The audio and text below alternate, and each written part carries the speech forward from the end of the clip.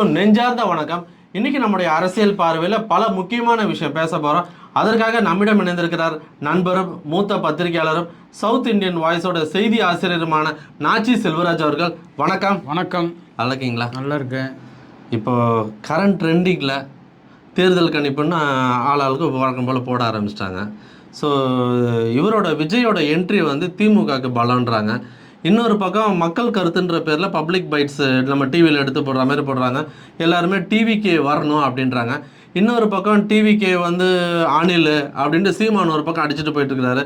இதெல்லாம் ஒரு பக்கம் ஒரு கலவையான மிக்சரான ஒரு மேட்டரை மிக்ஸ் பண்ணி நம்ம ஆடியன்ஸுக்கு கொடுங்க. அதாவது இப்போ தேர்தல் நடந்தால் யார் ஜெயிப்பா அப்படின்ட்டு இன்றைய கரண்ட் சுச்சுவேஷனில் யார் ஜெயிப்பா அப்படின்னா கூட்டணி பலம், விளம்பரம், அது மற்றபடி அரசியல் அமைப்புகள், அதிகாரங்கள் இதெல்லாம் சேர்த்து வச்சு பார்க்குற போது திமுக தான் ஜெயிக்கும் அப்படிங்கிற ஒரு தோற்றம் நிலவிட்டு தான் இருக்குது. இது மறுப்பதற்கு இல்லை. எப்படி பார்த்தாலும் ஒன்று. ஏன்னா இவங்க ஒரு பக்கம் சைடு ஸ்ட்ரென்த்து கூட்டணி ஸ்ட்ரென்த் ஆகுறாங்க. அந்த சைடு பார்த்திங்கன்னா எடப்பாடி பழனிசாமி அவர் கூட யார் கூட்டணி இருக்கிறாங்களோ அவங்க எல்லாமே பிரிஞ்சு போகிறாங்க. சில நாட்கள் கூட வர்றாங்க. சில நாட்கள் வந்து இல்லை ஆதரவு தான் இருக்கிறாங்க. சில நாட்கள் வந்து அவங்களவே திட்டுறாங்க, அவங்களுக்கு எப்படி கூட்டம் ஜோடுது தெரியாதா அப்படின்ட்டு. ஸோ வந்து இங்கே நிரந்தரமில்லாத ஒரு கூட்டணியாக இருக்குது, நிரந்தரமில்லாத ஓட்டு வங்கியாக இருக்குது அப்படிங்கிற மாதிரி தான் ஒரு சூழ்நிலை. இந்த சைடு பார்த்திங்கன்னா திமுக சைடு கிட்டத்தட்ட திமுக அப்படியே கான்ஸ்டண்ட்டாக தன்னோட பாதையை போயிட்டுருக்கு. அதனால் வெற்றி அப்படிங்கிறது உறுதி, வெற்றி மட்டும்தான் இலக்கு அப்படிங்கிற மாதிரி அவங்க போயிட்டுருக்காங்க. எந்த கான்ட்ரவர்சியும் கிடையாது. இப்போ கம்யூனிஸ்ட் கட்சிகளாகட்டும், விடுதலை சிறுத்தைகளாகட்டும், காங்கிரஸ் அப்படிங்கிறது கான்ட்ரவர்சி கிடையாது. குற்றச்சாட்டுகள் இருக்குல்ல, எதிர்ப்பலைகள் இருக்குல்ல, திமுக மேல எதிர்ப்பலைகள் இருக்கத்தான் செய்யும். ஆனால் வந்து தன்னோட வாக்கு வங்கியை அப்படியே வச்சுக்கிறாங்களே, வாக்கு வங்கி சிதறவே இல்லை, அப்படியே தான் இருக்குது. நாங்கள் இந்த பெர்சன்டேஜ்லேருந்து நாங்கள் போகவே மாட்டோம் அப்படின்ட்டு இருக்காங்க. ஆனால் அங்கே பார்த்தீங்கன்னா உள்துறை அமைச்சர் மாதம் இங்கே வர்றாரு, அமித்ஷா அவர்கள் மாதம் வர்றாரு. வர்றபோது தரவுகளை திரட்டிட்டு வர்றாரு. இந்த முறை வந்தபோது அவர் என்ன தகவல் சொன்னார்னா, ஏடிஎம்கே அண்ட் பிஜேபி கூட்டணி வந்து 37% வாக்கு வங்கி வச்சுருக்குங்கிறாரு. எப்படி வச்சுருக்கு, எதை வச்சு, எந்த பேஸில் சொல்கிறாரு அப்படிங்கிறத பார்க்கணும். அப்படி பார்த்தீங்கன்னா ஏற்கனவே 21% வந்து அவரோட அஜெண்டா ஃபோர்காஸ்டிங் நான் சொல்கிறேன். அமித்ஷா என்ன சொல்லியிருக்காருன்னு 21% வந்து ஏடிஎம்கே ஆல்ரெடி இருக்குது. இப்போ சென்ற தேர்தலில் வந்து பிஜேபி தனியாக நின்று தன்னோட கூட்டணி பாமக உள்ளிட்ட கூட்டணி கூட நிறுத்திக்கிறாங்க. அவங்க பார்க்குற போது 18% அந்த அஜெண்டா வச்சு சொல்கிறாரா அப்படிங்கிற மாதிரி நமக்கு தோணுது. அப்படியெல்லாம் பார்த்தாங்கன்னா இப்போ இங்கே தனிச்சு நின்று ஏடிஎம்கே ஓட்டும் சரி, இவங்க கூட்டணி அது வந்து பார்க்குற போது பார்த்திங்கன்னா இது வந்து சென்ட்ரல், அதாவது மத்திய அரசுக்கு பிரதமர் மந்திரிக்கு நடந்த தேர்தல். இதை வச்சு ஒரு ஃபோர்காஸ்டிங் பண்ணி 37% ஓட்டுன்னு சும்மா பேப்பரில் எழுதி வச்சுட்டு பேசக்கூடாது அப்படிங்கிறதா இது. ஆனால் அதே சமயத்தில் வந்து திமுக சைடு பார்த்திங்கன்னா பிரதமர் வேட்பாளருக்கு தேர்தல் நடந்தாலும் சரி, இல்லை முதலமைச்சர் வேட்பாளருக்கு தேர்தல் நடந்தாலும் சரி, இவ்வளோ சதவீத ஓட்டுகள் வந்து எங்ககிட்ட கான்ஸ்டண்ட்டாக இருக்குது அப்படிங்கிறத அதை வச்சு நம்ம சொல்கிற கணிப்பு என்னென்னா, இன்றைக்கு தேர்தல் வச்சா திமுக வெல்லும் அப்படிங்கிற அதை பேஸ் பண்ணி தான் நம்ம திமுக வெல்லும். இன்றைய நிலவரம் அது. ஆமாம், இன்றைக்கி இது மாறலாம், கண்டிப்பாக மாறலாம். ஏன்னா இன்னும் மாதங்கள் இருக்குது, இன்னும் 8 மாதங்கள் இருக்குது. அந்தந்த கூட்டணியை அவரவர்கள் தக்க வச்சுக்கணும். அதிமுக புதிய கூட்டணியை உருவாக்கணும். விஜயோட முடிவு தனித்துன்னு சொன்னாலும் இப்போ வரைக்கும் அது வந்து ஒரு அரசியல் காலத்தில் விவாதமாக தான் இருக்குல்ல. கண்டிப்பாக. இப்போ வந்து பார்த்தீங்கன்னா 21% ஏடிஎம்கேக்கு இருக்குது.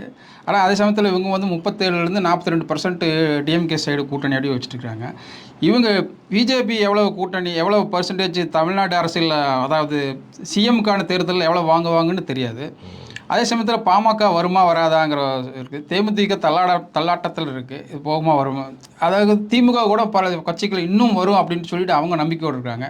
இந்த சூழ்நிலையில் பார்க்குற வச்சு தான் நம்ம சொல்கிறோம் திமுக மறுபடியும் வெல்லும். இனி போக போக வந்து இன்னும் 8 மாத காலங்கள் இருக்குது. அது சமயத்தில் வந்து பல கூட்டணிகள் ஏடிஎம்கேல சேர்கிறதுக்கு நிறையா வாய்ப்பு இருக்குது. அது போக வந்து இப்போ வந்து முன்னாள் முதலமைச்சர் எடப்பாடி பழனிசாமி அவர்கள் வந்து பல்வேறு மாவட்டங்களில் சுற்றுப்பயணம் மேற்கொண்டிருக்காரு. கிட்டத்தட்ட அவரும் ஒரு 100 தொகுதிகளை கடந்து தன்னோட வாக்கு சேகரிப்பு வந்து போயிட்டுருக்கு. ஏற்கனவே 21% வாங்கினதில் வந்து ஒரு 10% ஏடிஎம்கே இந்த கூட்டத்தினால வந்து அதிகரிச்சிருக்கு அப்படின்னு சொல்லிட்டு அவங்க தரப்பு சர்வே ரிப்போர்ட்டெல்லாம் சொல்லுது. இப்போ 21லேருந்து அவங்க 30 வந்துட்டாங்க. காரணம் எடப்பாடி அவர்களும் உற்சாகமாக தன்னுடைய சுற்றுப்பயணத்தை மேற்கொண்டுட்டு வர்றாரு. கண்டிப்பாக எங்கே போனாலும் அவருக்கு வந்து ஒரு கூட்டம் கூடுதல்ல. கூட்டம் கூடுது. அதாவது அவரே சொல்கிறாரு, அதாவது நான் எதிர்பார்க்கல, இந்த சமயத்தில் வந்து நாங்கள் வாங்கின 21% ஓட்டுலேருந்து இதில் வந்து ஒரு 9% சேர்த்துக்குங்க, 30% நான் கான்ஸ்டண்ட்டாக இப்போ சேர்ந்து எடுத்துருக்குறோம். அதனால் அவங்க வந்து ஏடிஎம்கே பிஜேபியை இப்போ வந்து கார்னர் பண்ணுறாங்க. எங்களுக்கு வந்து இவ்வளோ கூட்டம் கூடுது, போகிற இடத்துல 108 தொகுதிகளுக்கு போய்க்கிறோம், கிட்டத்தட்ட பல லட்சம் மக்களை சந்திச்சுக்கிறோம், அவங்க ஸ்டேட்மெண்ட் சொல்கிறது. அதனால் வந்து எங்களது 30% இப்போ எங்களுக்கு ஏறி இருக்குது. ஏற்கனவே எங்கள் இருந்த ஓட்டு தான் இப்போ வந்து அந்த ஓட்டு மக்கள் வந்து இதுக்கு போடலாமா வேண்டாமா அப்படின்னு சொல்லிட்டு ஒரு டபுள் மைண்டாக இருந்த மக்கள் வந்து இந்த பிரச்சார கூட்டத்தின் மூலமாக தங்களுக்கு வந்து இல்லை ஒரு தலைவர் வந்துட்டார், அதனால் வந்து நாங்களே ரெட்டலைக்கு தான் போடுவோம் அப்படின்ட்டு அந்த 9% வந்துட்டாங்க, அதனால எங்களுக்கு 30% ஓட்டு அப்படின்னு சொல்லிட்டு அதிமுக வந்து ஓப்பன் அடிக்கிறாங்க, உற்சாகமாக இருக்கிறாங்க அப்படிங்கிறத நம்மளோட தலைப்பு. அப்புறம் அதே சமயத்தில் வந்து இப்போ நான் என்ன சொல்கிறேன்னா, டிஎம்கேல வந்து அதான் ஜெயிக்கிறதுக்கான இந்த நிலவரம், இன்னைக்குள்ள நிலவரம் திமுக ஜெயிக்கும், ஆட்சியை பிடிக்கும். இவங்களுக்கு இருக்கிற ஒரு செட்பேக்கு அப்போ டிஎம்கே பொறுத்த வரைக்கும் பாஜக எதிர்ப்பு நிலைப்பாடு அது ஒன்று ஸ்ட்ராங்காக இருக்குது. அது ப்ளஸ்ஸாக மைனஸான்றது வரப்போகிற தேர்தலில் தெரியும். ஏன்னா அதில் அவங்க உறுதியாக இருக்காங்க.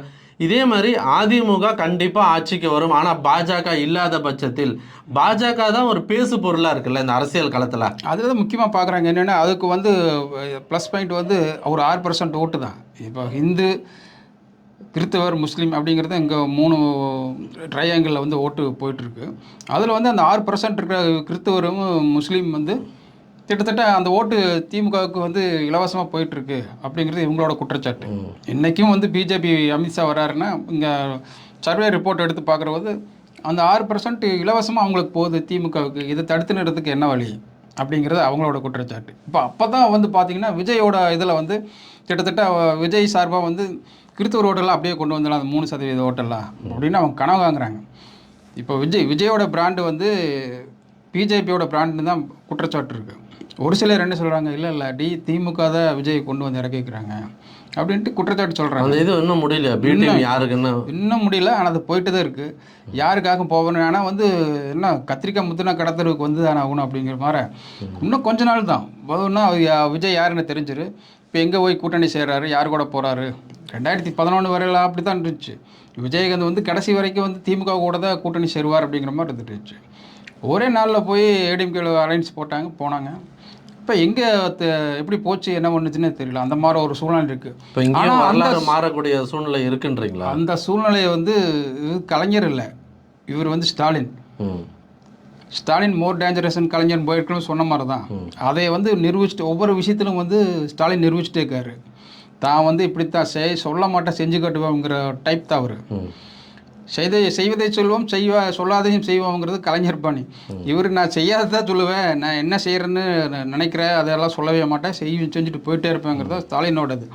இப்போ அவர் அந்த பீகாருக்கு போனதை எல்லோரும் பார்த்தீங்கன்னா யாருக்குமே அது தோணலை. இவர் அங்கே போவார், அங்கே போய் தமிழில் பேசுவார். இல்லை, அவரை எதிர்த்து பேசக்கூடிய மூத்த பத்திரிகையாளர்னு சொல்லிட்டு நிறைய பேர் பேசுவாங்க. அவங்க என்ன சொல்லியிருக்காங்கன்னா, உண்மையிலே இது யாரும் எதிர்பார்க்கல, அங்கே போய் அவர் தமிழில் பேசுனது. இன்னொன்று, ஸ்டாலின் அவரோட பாலிடிக்ஸ் வந்து பீகாரில் இவ்வளோ பெரிய வரவேற்பை பெற்றிருக்கோம், சரி பாஜகவுக்கு பெரிய ஷாக்காக இருக்குன்னு அவங்களே சொல்கிறாங்க. இப்போ அவங்க என்ன காரணம்னு கேட்டிங்கன்னா, பிஜேபிக்கு எப்படி இருந்தாலும் அடுப்பணிஞ்சு போயிடுவார். ஏன்னா பிஜேபி இடி மிரட்டுது, இன்கம் டேக்ஸ் மிரட்டுது, ஃபண்டு இதெல்லாம் தரமாட்டேன்னு சொல்லிட்டு மிரட்டுறாங்க. இப்படியெல்லாம் பல வகையில் சொல்லிட்டு இருந்தால் கூட ஏதோ ஒரு வகையில் வந்து ஸ்டாலின் கட்டுப்பட்டுருவார், பயந்துருவார் அப்படிங்கிற பயக்கிற மாதிரி இல்லையே. ஸ்டாலின் எங்கேயுமே பயந்த மாதிரியும் இல்லையே, இல்லை பயந்து ஒடுங்கிற மாதிரி இல்லையே. இன்னும் இங்கிருந்து அங்கே போய் அவங்க கோட்டைக்குள்ளே ஏறி அடிக்கிறாரு. அப்போது நீ இங்கே அடிச்சின்னா நான் முன்னே வந்து அங்கே அடிப்பேன் அப்படிங்கிறத சொல்லாமல் சொல்கிறாரு. இதுதான் இந்த வெளிநாட்டு பயணம், சுற்றுப்பயணம் வெளியே வந்ததுக்கப்புறம் முடிச்சுட்டு திரும்பி வந்ததுக்கப்புறம் இன்னும் கொஞ்சம் அதனோட வேகம் அதிகமாக இருக்கும், இன்னும் வேகமாக அடிப்பார், இன்னும் பல திட்டங்களை கொண்டு வந்து அப்படி அவரோட அஜெண்டா அது. அதான் அதே மாதிரி வந்து இப்போ டிஎம்கே ஹேட்டர்ஸ், முதல்வர் ஹேட்டர்ஸ் வந்து என்ன பண்ணுவாங்கன்னா, சுற்றுப்பயணம் போயிட்டு வந்தார், வெள்ளை அறிக்கை வெளியிடுங்கன்னு சொல்கிறாரு. இவரும் வந்தோடனே எந்த கம்பெனிஸ் ஆரம்பிச்சிருன்னா, ஸோ அதை வச்சு அந்த நியூஸ் இப்போ அடுத்தது தலை தூக்கம்ல அவர் ரிட்டர்ன் ஆனோம். ஏற்கனவே வந்து இருக்கிற விலைவாசி உயர்வு, மக்களுக்கான பிரச்சனைகளை விஷயத்தில் திசை திருப்புறதுக்கு எல்லா கட்சிகளும் ஒன்று சேர்ந்து வேலை செய்கிற மாதிரி தானே இருக்கு. ஆமாம், சில வந்து அதாவது கவர்மெண்ட்டு எந்த கவர்மெண்ட் வந்தாலும் வந்து கடன் வாங்கி தான் வேலை செய்கிறாங்க. ஏன்னா வந்து நிதி பற்றாக்குறை இருந்து தான் இருக்குது, பற்றாக்குறை பட்ஜெட் தான் போடுறாங்க. இன்றைக்கி வந்து 4 லட்சம் கோடி கடன் வாங்கிட்டாங்கன்னு சொல்கிறாங்க. 4 லட்சம் கோடி கடன் வாங்கினா இப்போ மின்சாரம் வந்து மிகை மின்சாரம் இருந்துச்சுன்னு சொல்கிறாங்க. ஆனால் வந்து மிகை மின்சாரமெல்லாம் இன்றைக்கி தடையில்லாமல் போயிட்டு தான் இருக்குது. இப்போ மற்றபடி எந்த பிரச்சனைக்கு யாராவது சம்பள பாக்கி இருக்கா? போயிட்டு தான் இருக்குது. நிதி பற்றாக்குறை இருக்குது, எல்லாத்துக்கும் போயிட்டுருக்கு. கிட்டத்தட்ட தமிழ்நாடு பட்ஜெட்டில் போடுறது 80% இப்போ சம்பளத்துக்கே போயிடுது, ஓய்வூதியத்துக்கும் போயிடுது. அப்போ இந்த 20% தான் ஆட்சி நடத்தணும். அப்போ ஆட்சி நடத்த சிறப்பான ஒரு ஆட்சி நடத்தணும்னு சொன்னால் புது திட்டங்கள் கொண்டு வர்றதுக்கு எங்கிருந்து காசு வரும்? உலக வங்கி கிட்ட கடன் வாங்கி தான் ஆகணும், பண்ணி தான் ஆகணும், பர்சன்டேஜில் செஞ்சு தான் ஆகணும். எப்படி தான் இப்போ நடந்துட்டு இருக்கு. எங்கேயுமே தங்குது இடம் இல்லாமல் இந்த 4 ஆண்டுகள் 4.5 ஆண்டு காலம் அவர் ஆட்சி நடத்திட்டாரு. அப்படிங்கிறத எப்படி நடத்துகிறாங்க, அடுத்து ஒன்று என்ன செய்கிறது அப்படின்னு சொல்லிட்டு அடுத்த வர ஆட்சிகளுக்கு இப்போ பெரிய ஒரு பயமாக இருக்குது. இது எப்படி நடத்துறது, என்ன பண்ணுறது? இலவச திட்டங்களை குவிச்சு தள்ளுறாங்க. இப்போ அதேபடி நம்ம எப்படி 4.5 லட்சம் கோடி இருக்குது. இது எப்படி திமுக ஆட்சிக்கு வந்தோன்னு முதல் குற்றச்சாட்டு அதிமுக வந்து கஜானாவை மொத்தமாக தொடச்சிட்டு போயிட்டாங்கன்னு ஒரு குற்றச்சாட்டு வச்சாங்க. 50,000 கோடி வந்து கிட்டத்தட்ட 50,000 கோடி வந்து எடுத்துமே என்ன சொல்கிறது, அதுக்கு அதாவது வட்டி கட்டுறதுக்கே முடியாமல் போச்சு. வர்ற வருமானத்தில் 50% வந்து வட்டி கட்டுறதுக்கே போகுது. வட்டி அப்புறம் மறுபடியும் எப்படி 34 டிபார்ட்மெண்ட் இருக்குது, ஒவ்வொரு திட்டம் போடுவாங்க, செயல்படுத்தணும். அதுக்கெல்லாம் ஃபண்ட் எங்கேருந்து வரும்? அது இப்போ பார்த்தீங்கன்னா கிட்டத்தட்ட திமுக வந்து இது தடையில்லாமல் கொண்டு போன 4.5 வருஷம் கொண்டு போனது மிகப்பெரிய ஒரு சவாலாக ரெக்கார்டு அப்படிங்கிறத சொல்லணும்.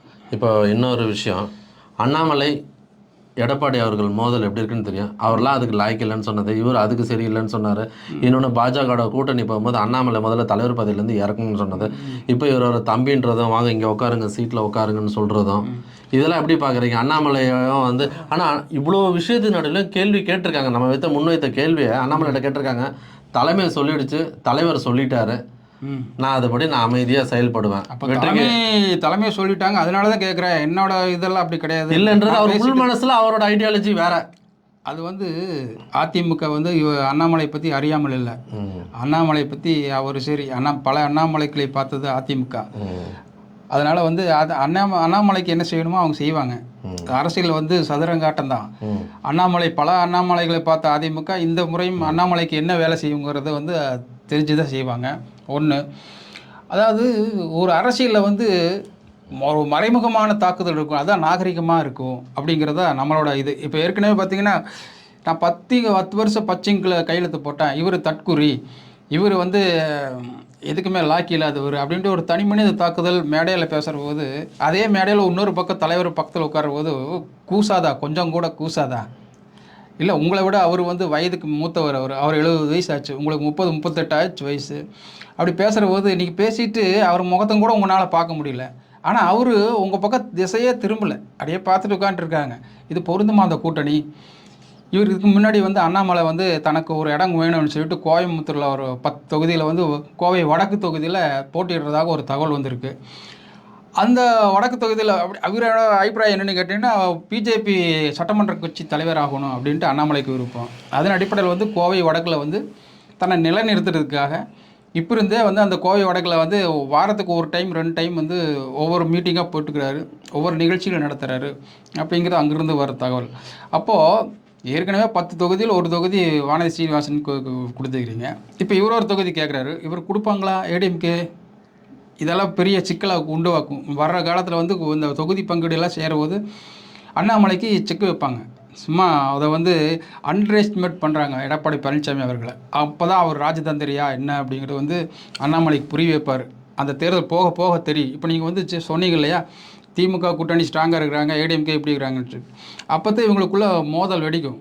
அப்போ வந்து ஒவ்வொருத்தர் வந்து இது தேர்தல் வேலைகளை செய்வாங்களா மாட்டாங்களா அப்படிங்கிறது அதனுடைய ரிசல்ட் வந்து அங்கே 0வாக காட்டு, தோல்வியை தான் காட்டும் அப்படிங்கிறதான் இப்போ இருக்கிற ஒரு சாராம்சம். அது எப்படி போகுங்கிறது தெரியாது. இப்போ போலீஸ் அரசியல் பற்றி பேசுவோமா? ஆமாம், ஏற்கனவே நானே நினச்சி வச்சுருந்தேன். அதாவது பொறுப்பு டிஜிபி காவல்துறை தலைவர் பொறுப்பு அப்படின்னு பொறுப்பேற்றாருங்கிறது வந்து அந்த செய்தி படிக்கிறதுக்கே ஒரு அசிங்கமாக இருக்குது, ஏற்றுக்கொள்ள முடியாத இருக்குது. பொறுப்பு அதாவது ஐசி இன்சார்ஜ் கொடுக்குறாங்க, இன்சார்ஜ் கொடுத்தீங்கன்னா ஒரு கையெழுத்து போட்டு அப்படியே போயிட்டே இருக்க வேண்டியது. அதே ஒரு விழாவை எடுத்து பண்ணுறது எந்த விதத்தில் இருக்குன்னு சொல்லிட்டு அந்த விழாவுக்கு போகிறதுக்கு முன்னாடி அவர் பதவி ஏற்கிறாருன்னு எப்போவுமே வந்து அவர் லாஸ்ட் நாள் அன்றைக்கி தான் பதவி வைப்பாங்க. சங்கர் ஜுவல் அவர்கள் வந்து பதவி வந்து அவர் விலகுவார், இவர் உள்ள பதவி ஏற்று 2 பேரும் கை குலுக்கி சைன் பண்ணுவாங்க. இந்த விஷயம் இந்த விழாவில் முக்கியமான விஷயம் வந்து ஒரு 2:30 மணிலேருந்து 3 மணிக்குள்ளே பதவி ஏற்பாங்கன்னு சொன்னாங்க. ஆனால் எல்லா ரிப்போர்ட்டர்ஸும் அங்கே நடந்த விஷயங்கள், அதாவது இது வந்து பிஹைண்ட் த சீனு, ஓகேவா, எல்லாருமே வந்து ஒரு 1:30-1 மணிக்கே வந்துட்டாங்க. ரிப்போர்ட்டர்ஸ் கிட்டத்தட்ட ஒரு 50 பேருக்கு மட்டும் குவிஞ்சிட்டாங்க கேமராமேன் எல்லாம் முன்கூட்டியே. என்ன ஒரு விஷயம் என்னன்னா, நேற்று வந்து கம்ப்ளீட்டாக பீச் பக்கம் போகவே முடியாது, விநாயகர் சிலை கரைக்கிறாங்க, அங்கங்கே டிராஃபிக் ஜாம். சரி, அங்கே போகிற நேரத்தில் விஷுவல் மிஸ் ஆகிடும், அதெல்லாம் எல்லாம் 1:30 மணிக்கு வந்துட்டாங்க. குறிப்பாக இன்னொன்று கவனிக்கணும், யாருமே லஞ்சு சாப்பிடல. லஞ்சு சாப்பிடலன்னா, ஒரு வேளை சாப்பிடலன்னா இப்போ ஏதாவது ஆகிட மாட்டீங்களான்னு கேட்குறவங்களுக்கும் நம்ம பதில் சொல்லிக்கலாம். சண்டே இன்னொன்று இவங்களை கொண்டு போய் வச்சு 3:15 நல்ல நேரம் பார்த்துருக்குறாங்களாம். அந்த 3:15லேருந்து குளிகை டைமாக நல்ல நேரம் பார்த்து தான் அவர் பதவி ஏற்றார். வெங்கட்ராமன் அவர்கள் வந்தார், பதவி ஏற்றார். இன்னொன்று ஃபஸ்ட் டைம் ஒரு ஒரு டிஜிபி ஆஃபீஸ் வந்து, நீங்களும் க்ரைம் ரிப்போர்ட்டிங் வந்திருக்கிறீங்க, ஒருத்தர் பதவி ஏற்கும்போது ஒரு ஸ்டாண்டு போட்டு ஒரு லெவல் பண்ணி அப்படியே திபுன்னு ஓடுறது, திபுன்னு வர்றது, ஒரு அலைன்மெண்ட் இல்லை. அந்த பிஆர்ஓ செக்ஷனும் வந்து எதுக்கு இருக்காங்கன்னே தெரியல. ஒரு பக்காவாக அலைன்மெண்ட் பண்ணணும், பண்ணலை. 3 இப்போ 3:15 அப்படின்னு கரெக்டாக சொல்லியிருந்தாங்கன்னா ஒவ்வொருத்தரும் சாப்பிட்டுட்டு வந்திருப்பாங்க. அதாவது போலீஸ்க்கு லீவ் கிடைக்கல அப்படின்னு சொல்ற அதே பட்சத்தில் பிரஸ் ரிப்போர்ட்டர்ஸுக்கும் என்னைக்காவது ஒரு நாள் தான் லீவ் கிடைக்கும். அது சண்டேல லீவ் கிடைக்கிறத வந்து ஒரு அத்திபுத்த மாதிரி அந்த எடிட்டர்கிட்ட அந்த லீவ் வாங்குற கஷ்டம் நமக்கு தான் தெரியும். சண்டே எதுவுமே நடக்காது, ஆனால் ஏதாவது ஒன்று நடந்ததுன்னா நம்மளை தான் கேட்பாங்க. ஆமாம், அன்னைக்கு நான்வெஜ் சாப்பிட்டு கொஞ்சம் ரெஸ்ட் எடுக்கிற டைம். சரி, ஓகே, டிஜிபி வந்து பேசுவார்னா அங்கே போனோன்னா முதல்ல என்ன சொல்லிட்டாங்கன்னா, டிஜிபி வந்து ப்ரெஸ்ஸை பார்ப்பாரு, விஷுவல் எடுத்துக்கலாம், பேட்டி கொடுக்க மாட்டாருன்னா, அதுக்கு பேட்டி கொடுக்க மாட்டாருன்னு முன்னாடியே சொல்லியிருந்தா யாருமே வந்திருக்க மாட்டாங்க. யாராவது ஒருத்தர் விஷுவல் எடுத்து அது டிரான்ஸ்ஃபர் பண்ணிடலாம். இன்னொன்று பிஆர்ஓ செக்ஷன் அதுக்கு தாங்க இருக்கு. இது 3 கேமராமேன் போட்டு ஃபோட்டோ ஸ்டில்ஸ் எல்லாமே எடுக்கிறாங்க, அங்கே செக்ஷனில் இருக்காங்க. அவங்க அதை எடுத்து அனுப்பிச்சிடலாம். அவ்வளோ பெரிய பதவி பொறுப்பேற்கிறாரு அவர், அப்போ கூட பேட்டிலேருந்து என்ன அர்த்தம்? நாட்டில் வந்து இப்போ அவரை குறை சொல்கிறத விட இந்த விஷயம் வந்து முன்கூட்டியே சொல்லியிருந்தா தேவையற்ற அலைச்சல் இருக்காது. இது எல்லா கிரைம் ரிப்போர்ட்டர்ஸும் முணுமுணுத்துட்டு, இதில் பாதி பேர் வயசான ரிப்போர்ட்டர்ஸ், சாப்பாடு இல்லாமல் பிரச்சனை. ஒரு அவர் போய் கேட்குறாங்க, அதான் ஸ்நாக்ஸ் கொடுத்தாங்கல்ல, சுகர், மத்தியானம் நீங்கள் சாப்பிட்டுட்டு வந்து நிற்பீங்க, அப்புறம் அடுத்த கட்டமாக 8 டிஜிபி வரல, சீனியர் டிஜிபி வரல அப்படின்னாங்க. எல்லாரும் வந்து சொல்லுவாங்க. இன்னொன்று முக்கியமாக கமிஷனர் வரலன்னாங்க. கமிஷனர் அருண் வந்து இப்போ நம்ம பேசிகிட்டு இருக்கும்போது இப்போ பார்த்துட்டு வந்துட்டு என்ன விளக்கமாக சொல்லியிருக்கிறாரு. நேற்று ஃபுல்லாக வந்து இந்த விநாயகர் சிலை கரைப்பு பணியில் ரொம்ப தீவிரமாக இருந்தாங்க. உண்மையிலே அதுக்கு வந்து தமிழ்நாடு போலீஸுக்கும் சரி, குறிப்பாக சென்னை போலீஸுக்கும் சரி, எந்தவித அசம்பாவிதமும் இல்லாமல் சிறப்பான முறையில் பாதுகாப்பு பணி கொடுக்கப்பட்ட, அழகாக கரைக்கப்பட்டது, எந்த இடத்துல பிளாக் மார்க்கும் இல்லை. ஸோ அதில் நான் பிஸியாக இருந்தேன், அதில் நான் பார்க்க முடியலன்னு சொல்லிட்டு இவர் வந்து ஒரு ஏடிஜிபி ரேங்க். இன்றைக்கி போய் அவரை பார்த்து வாழ்த்து தெரிவிச்சுட்டு கலான் பண்ணிட்டு வந்துட்டார். மீதி அந்த 8 பேர் மீதி இருக்காங்கல்ல, அவங்கள ஒரு சிலர்கிட்ட நான் டேரெக்டாகவே பேசினேன் ஃபோன் பண்ணி. அதாவது ஒன்று புரிஞ்சுங்க, நாங்கள் வரணுன்றது ஒன்றும் வந்து ஆர்டர் கிடையாது. அங்கே கூப்பிட்டாங்களாம், லஞ்ச் இருக்குது, முடிஞ்சோடனே இத்தனை மணிக்கு வந்து நாங்கள் பதவி ஏற்க போகிறோம். ஸோ அதனால் வந்து இன்னொன்று எல்லாருக்கும் மனசுக்குள்ளே ஜூனியர்ன்ற ஒரு விஷயம் இருக்குது. அப்போ வந்து எங்களுக்கும் ஒரு இது இருக்குது, நாங்கள் வரணும்னு அவசியம் இல்லை. இன்னொன்று அந்த பில்டிங்குள்ளே இருக்கிற ஆஃபீஸர்ஸ் கண்டிப்பாக பார்த்தே ஆகணும். ஸோ அதை தான் பார்த்தோம். அதுக்கு வந்து அவங்க இன்னொரு குறையும் வருத்தத்தை தெரிவித்தார். இது தமிழக அரசு வந்து இந்த விஷயத்தில் வந்து இப்போ ஒரு விவாத பொருளாகிடுச்சு. இவரை டிஜிபியாக கொண்டு வந்திருக்கலாம், அவரை டிஜிபியாக கொண்டு வந்திருக்கலாம். உண்மையிலேயே பார்க்க போனால் ராஜீவ்குமார் தான் இதில் சீனியரு. 3 வருஷம் 4 மாதம் இருக்காங்க. ஒன்று இருக்குது, நம்பர் 1 அவர் தான். அடுத்தது சீமா அகர்வால் மேடம், அவங்க வந்து அடுத்த வருஷம் 90, நெக்ஸ்ட் ஜூனில் 90 பேட்ச் ஆஃபீஸர், நெக்ஸ்ட் ஜூனில் வந்து அவங்க ரிட்டைர்மெண்ட் ஆகிறாங்க. அதுக்கப்புறம் சந்தீப் ராய் ரத்தோட அவர் வந்து இப்போ சென்னை கமிஷனராக இருந்தார். இவர் வந்து 92 பேட்ச் February 28, 2028 தான் ரிட்டையர்ட் ஆகிறாரு.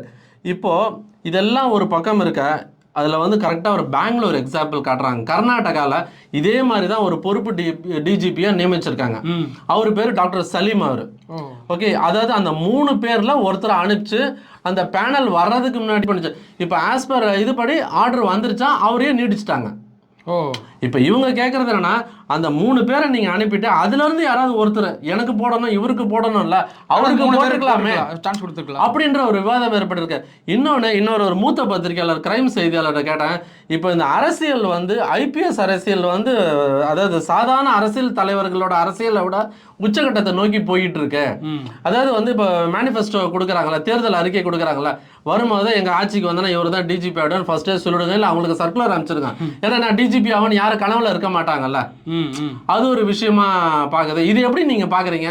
இதே நமக்கு கிடைச்ச இன்புட்டு அங்கே தெரிஞ்ச விஷயங்களை கரெக்டாக விசாரித்து உங்கள்கிட்ட சொல்கிறான். அதாவது இந்த பதவிக்கு வந்து கிட்டத்தட்ட 9 பேரில் 9வது ஆள் தான் இவர் போட்டிருக்காரு. அந்த மீதி 8 பேருக்கு வந்து எவ்வளோ கஷ்டமாக இருக்குது, மனசு கஷ்டமாக இருக்குது. அட்லீஸ்ட் ஒரு பரிசீலனை கூட பண்ணியிருக்கலாம். பரிசீலனை கூட பண்ணாமல் அவங்க வந்து ஃபிட்டிங் தான் அவங்க அந்த பதவிக்கு வந்து பொருத்தமான ஆட்கள் இருந்து ஐசி கொடுக்கறது எவ்வளோ பெரிய விஷயம். அது எல்லாருடைய கனவுங்க, ஐபிஎஸ் அதிகாரிகளோட கனவு. ஏன் இதுக்கு என்ன காரணம், பின்னாடி காரணங்கள் என்னென்ன அப்படிங்கிறதெல்லாம் பார்க்குற போது அவங்களுக்கு வந்து மனசு உளைச்சலாக இருக்குது. அதாவது நைட்டெல்லாம் தூங்கியிருக்கவே மாட்டாங்க அவங்களுக்கெல்லாம். ஏன் அப்படின்னா அவங்க சொந்த பந்தம் எல்லாருமே அதுவும் சரி, மற்ற அவங்க பேட்ச் மட்டும் சரி, கியூடர்களும் சரி, எல்லாரும் அந்த கனவுல மேஞ்சிருப்பாங்க. இப்போ இவரை கொண்டு வந்ததுனால அவங்க வந்து திறமையற்ற அதிகாரிகள்னு சொல்ல முடியாது. கவர்மெண்ட் யாரை பிடிச்சிருக்கோ அவங்கள கொண்டாந்து வைக்கிறாங்க, அவர்தான் ஆஸ் பர் ரூல்ஸ். இதுவும் நிறைய பேர் என்ன சொல்றாங்க, இவர் 3 மாசம் தான் இருப்பாரு, இவர் பொறுப்பு டிஜிபி 3 மாசம் தான் இருப்பாரு, 4 மாசம் தான் இருப்பாரு. ஆனா இவங்க குறிப்பிட்டு சொல்ற அந்த அதிகாரிகள் கோர்ட்டுக்கு போவாங்கன்னு சொல்றாங்க. ஆனா நீதிமன்றம் போனாலும் இவங்க எடுக்கிற அந்த 3 பேர் லிஸ்ட்ல இருந்து தான் ஒருத்தர் எடுப்பாங்க. யாரு கோர்ட்டுக்கு போனாங்களோ அவங்கள கண்டிப்பா எடுக்க மாட்டாங்க. இது வந்து ஒரு இக்கட்டான சூழ்நிலை இல்ல. இதுக்கு முன்னாடி இது பல சம்பவங்கள் நடந்திருக்குது. ஏடிஎம்கே ஆட்சியிலும் சரி, இல்லை டிஎம்கே ஆட்சியிலும் சரி, இது பல சம்பவங்கள் இப்படி நடந்திருக்குது. மேக்சிமம் எனக்கு தெரிஞ்ச ஏடிஎம்கே ஆட்சி காலத்தில் இது வந்து இது பேசும் பொருளாகவே இருக்காது. போட்டது தான். இதில் என்ன அப்படின்னு சொல்லிட்டு போயிட்டே இருப்பாங்க. இப்போ திமுக ஆட்சியில் மட்டும்தான் இப்படி ஒரு விவாதம் பண்ணி இதெல்லாம் அப்படித்தான் சைலேந்திர பாபு காலத்தில் ஆரம்பிச்சது. யாருமே இதெல்லாம் பெருசு விவாதமாக எடுத்துகிட்டு போட்டாச்சு அவ்வளோதான்ட்டு. ஆனால் இன்றைக்கி வந்து அதிகாரிகள் வந்து இப்படி ஒரு பாய்காட் பண்ணுறது, ஒரு விஷயங்கள் பண்ணுறது, இதே வந்து ஒரு அதாவது பப்ளிக்கில் வந்து என்ன பாய்காட் பண்ணுறதுன்னு சொல்கிறத விட அவங்க வரணும்னு அவசியமே கிடையாதாங்க. அவசியம் இல்லை. எந்த டிஜிபியும் பதவியாக இருக்கும்போது அந்த காம்பவுண்டுக்குள்ளே இருக்கிறவங்க போவாங்க, வெளியில் இடத்துல இருக்கிறவங்க யாரும் வந்து அன்னைக்கு வரமாட்டாங்க. ஒரு மரியாதைக்காக ஒரு பர்சன் அது தனித்தனியாக போய் காலம் பண்ணுவாங்க. நாளைக்கு வந்து அவர் தானே அதை சைன் பண்ணுவார், ஏதாவது பிரச்சனை அவர் தானே கூப்பிட்டு சைன் பண்ணுவார். என்னதான் 1000 இருந்தாலும் அவர் ஐசி கொடுத்துக்கிறாங்க, அவருக்கு தான் அவர் தான் டிஜிபி. ஆமாம். அப்போ வந்து நேருக்கு நேராக பார்க்குற போது சில காரணங்கள் பர்சனலாக சொல்லிக்கலாம், போய்க்கலாம். ஆனால் வந்து அவருக்கு வெளியிலேருந்து பார்க்குற போது எப்படி இருக்குது, என்னடா அந்த பதவியில் அவர் வந்து உட்காந்துக்கிறாங்க, வராங்க, இவங்களுக்குள்ளே எவ்வளோ ஒரு சண்டை போட்டுக்கிறாங்க, பண்ணிக்கிறாங்க. மக்களுக்கு பார்க்குற ஜனங்க படிக்கிறவங்களுக்கு இமேஜ், மக்களுக்கு பாதுகாப்பு எல்லாம் கவனம் செலுத்துவாங்களா? நாளைக்கு வந்து ஏதோ ஒரு பிரச்சனைன்னா ஒவ்வொருத்தர் கை காட்டி இது வந்து எனக்கு பொறுப்பு இல்லைன்னு சொல்லிட்டு போவாங்களா? அப்படிங்கிற வாரம் இருக்குது. அப்படிங்கிற மாதிரி கூட பப்ளிக் நினைப்பாங்க. அதனால் வந்து இதெல்லாம் வெளியே கொண்டு வராமல் உள்ளே இருந்தே வச்சு பிரச்சனையை கொண்டு போயிருக்கலாம். இது வெளியே கொண்டு வந்தது வந்து பொதுமக்கள் மத்தியில் சரி பார்க்குறதுக்கு ஒரு இதாக இருக்குது. அதே சமயத்தில் வந்து ஆஸ் பர் ரூலிங் பார்ட்டியும் வந்து எதுக்கு இவ்வளோ தூரம் வந்து ஆக்கணும் அப்படிங்கிற மாதிரி அதுவும் கொண்டு போயிருக்கலாம். அதுவும் ஒரு மட்டுப்படுத்தி இருந்திருக்கலாம். இது வெளிப்படையாக பேசும் பொருளாக இருக்கிறது வந்து இது ஒரு முகசுளிப்பு தான் ஏற்படுத்திக்கிறது தான். அண்ணாமலை பேசுகிற அளவுக்கு ஆயிடுச்சு. ஆமாம், அண்ணாமலைக்கு தெரியாத விஷயமா? அண்ணாமலை வந்து ஒவ்வொருத்தராக பேர் படிக்கிறாரு. பொறுப்பேற்றார் அப்படின்றதான் அவர் பேசியிருக்கிறாரு. இல்லை அது வந்து நம்ம அது படிக்கிறதுக்கு ஒரு மாதிரியாக இருக்குது. அது தப்பு சொல்ல முடியாது. அண்ணாமலை சொல்கிறது கரெக்ட் தான் அந்த விஷயத்தில். ஆனால் வந்து பொறுப்பேற்றாருங்கும் போது அது வந்து கேட்குறதுக்கு ஒரு மாதிரியாக இருக்குது. பொறுப்பேற்றார் என்ன ஐசிஐ போட்டிருக்காங்க அவ்வளோதாங்க அப்படின்னு சொல்லிட்டு இதை வந்து ஒரு செலிபிரிட்டி பண்ணாமல் கூட அப்படியே விட்டுருக்கலாம். இது வந்து பெருசாக்காமல் அதுக்கு முந்தின நாள் வந்து டிஜிபி வந்து பதவி அதாவது ஃபேர்வெல் டே நடத்திட்டு அடுத்த நாள் இப்படி பண்ணுற போது ஒரு மனது இதாக இருந்திருக்கு. ஒரு 2 நாள் 3 நாள் கழித்து கேப் விட்டு போயிடலாம். இதுக்கு பின்னாடி பெரிய அரசியல் இருக்கும் போல் இருக்குது. அடுத்தடுத்த நாள் இப்படி வர்ற போது இது பெரிய ஒரு சர்ச்சைக்குரிய கடைசி நாள் அன்னைக்கு தான் வந்து ரிட்டையர்மெண்ட் முடிச்சுட்டு போவாங்க.